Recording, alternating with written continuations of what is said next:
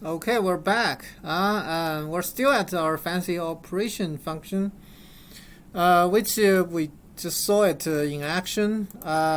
Just to demonstrate one more time, I'm gonna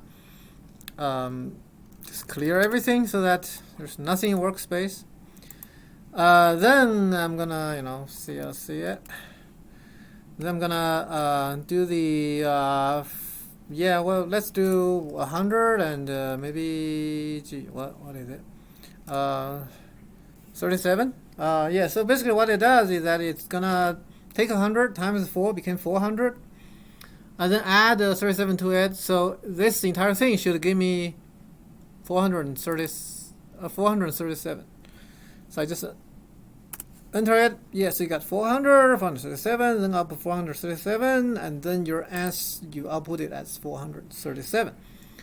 So a couple of things I want to mention, which is very important when you're doing function. Remember, when we're doing the script, all the command you type in your script, like here, they all get stored in your workspace. They all affect your workspace. But in the function, as you can see, apparently this is the proof of it.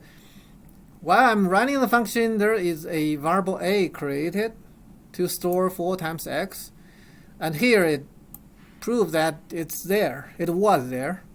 Then another variable b appears, but you don't see them in the workspace. This is why the function is kind of unique. You can actually have variables inside function. You can name them whatever. What it does is that those variables, their life expectancy is within the function. You call a function, you input something, function runs. During its running, you can think about the function actually created a separate workspace. We call it internal function workspace. It'll store those temporary variables, they'll operate on them and all that. And in the end, all that you actually came out of the function that's gonna affect the workspace is this guy. So if you want to preserve anything inside your function and then let it output, you have to assign it to this guy. In fact, if I really just silence those two lines, it will be as if those things never existed, A and B. So everything that is out is rest. Let's try that. Let's just save it. Now we shouldn't see those things anymore. Let's just clear everything and then CLC, and then let's just run function again. Okay. See, it's just simply just as if you are entering a function of MATLAB itself. You just say answers equals this. That's it. And then you got the answers. You don't even need to know what's going on in here. Another thing is that if you don't say anything, the function will, just like any MATLAB command, it will by default put this res into ans. And then next time you run something like 5 plus 5, then ans gonna get overwritten. So the way to actually preserve something is like you call this BBB equals to, give it a name, fancy OPT, and then you can do your 100 and 37. Then you got your BBB equals to this. Another pretty cool thing about function is that you don't have to, because you can totally control the input, right? So you can have another like AAA equals to in fact I'm just gonna do this and then come back here. I see AAA equals fancy plot, now not 137 but negative 9 and 7. Then you got negative 29, which if you actually do the calculation, it will be like that. That's a really powerful way of doing function. So in this example, I'm gonna actually do a more kind of realistic function. Also, it's a function gonna be allude to some of the homework we're gonna do. for example, what I'm gonna do is I'm gonna try to remember our settlement example. We're gonna program a function that will read in some data, and it reading some data and fed that data into a normal distribution. You're like, oh, okay, well, we know how to do that.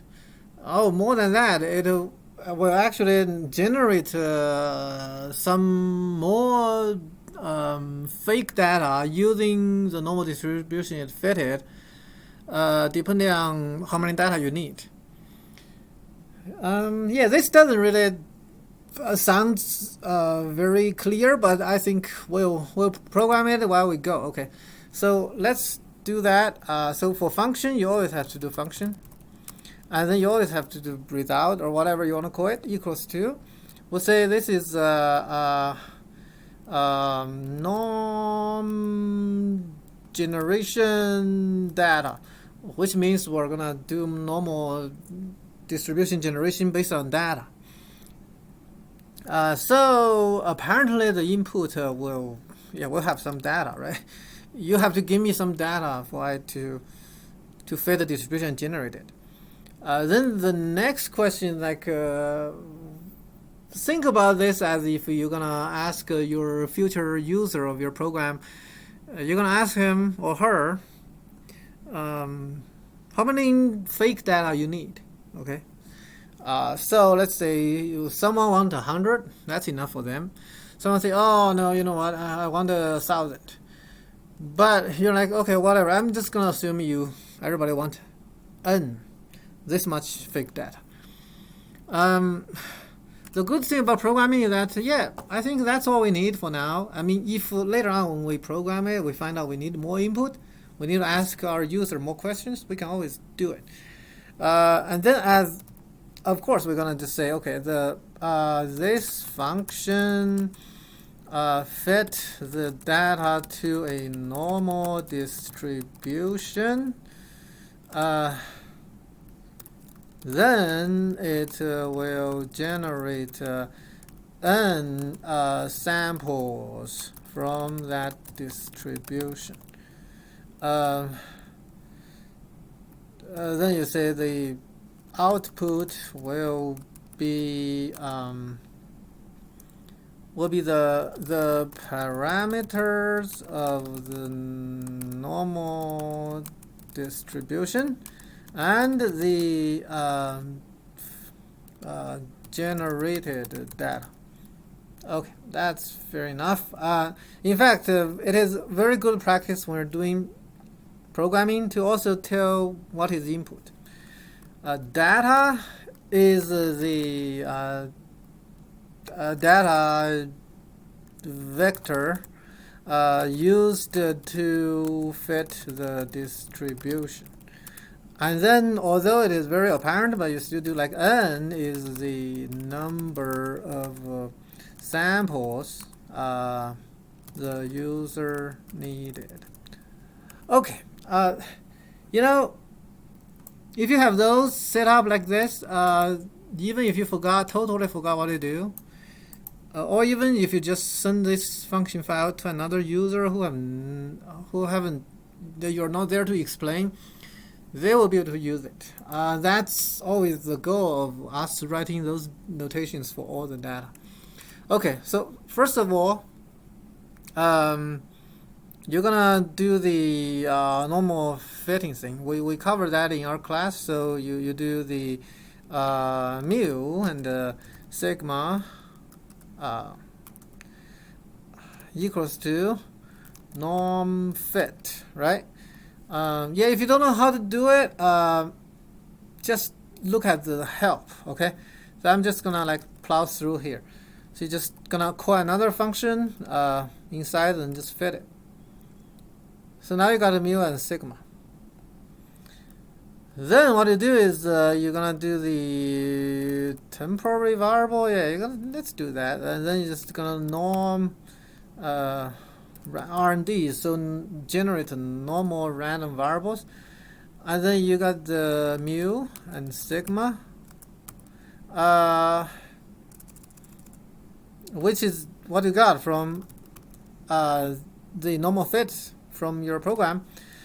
And then you need the size of your generation. So you got n and 1. Yeah, you can try other input, but this will give you a n row 1 column vector.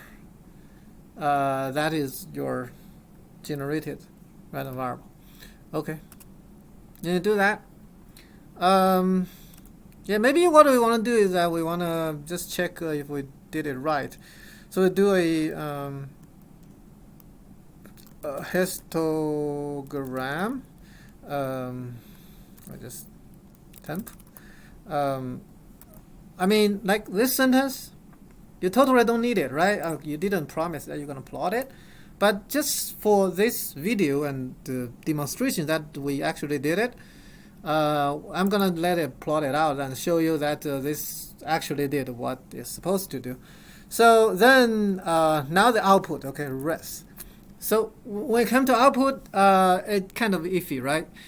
Because res is just one variable, and then now you need the parameters of normal distribution, which is mu and sigma, and the generated data, which is the temp.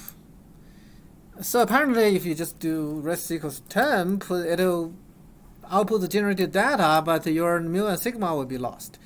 If you do it the other way, yeah. So here I'm going to introduce a important topic is structure.